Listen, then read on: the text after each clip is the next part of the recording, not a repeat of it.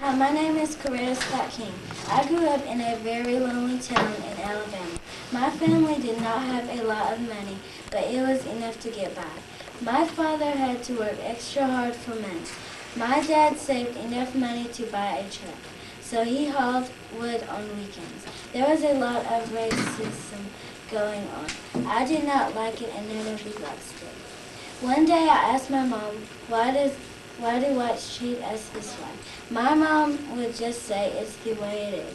I can remember when I went to the ice cream store. We had to come in the side door and whites went in the front. And we had to wait until after the whites got their ice cream. It's not fair, I thought. When I went to school, I had to walk 3 miles to and from school each day. I saw the whites on the school bus pass by. I wanted very badly to go to school on a bus. I wanted to go to high school so bad. The nearest black high school was 20 miles away. My mom sent me to a private high school. My mom arranged for me to live with a family down there. My dad converted his truck into a bus so I could ride to school with him. He also would pick up the other children. Soon I went to college in Ohio. I got all top grades in every subject. I really liked music. I learned to play the trumpet and piano. I also went to the Conservatory of Music in Boston. I was lonely there, and my studies and part-time job kept me busy. One day, my friend told me about a minister from Atlanta. My friend insisted that I meet with him.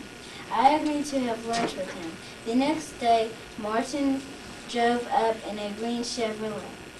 I thought he was short, but I soon forgot about his height. Martin was equally impressed with me. When Martin asked if he could see me again, I would say yes. But when he talked about marriage, I would change the subject.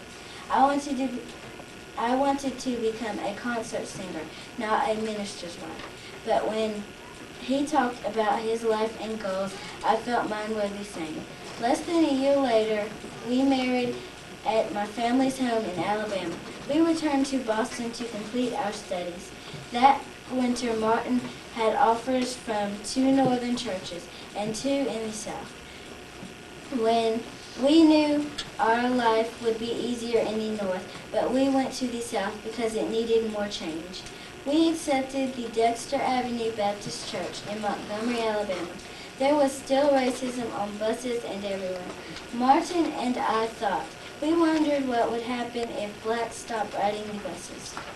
Then on December 1st, 1955, Miss Rosa Parks refused to give up her seat to a white man. She was arrested and taken to jail. Soon the blacks decided not to ride the bus. As my family and the civil rights movement grew, so did demands on me. After Yolanda, Martin Luther King III was born.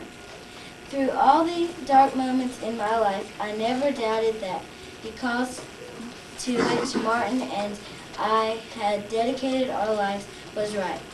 Even on April 4th, 1968, when I faced the supreme test, the death of my husband, my faith never wavered. I had suffered a lot. A lesser woman might have withdrawn from the world in grief. I did not. The day before Martin's funeral, I took Martin's place in the march he was to lead in Memphis. From all over, people came to march with me. My faith carried me heroically through the ordeal of his funeral. Throughout the long hours of speeches and television coverage, I never cried. Certainly, this is what I have done.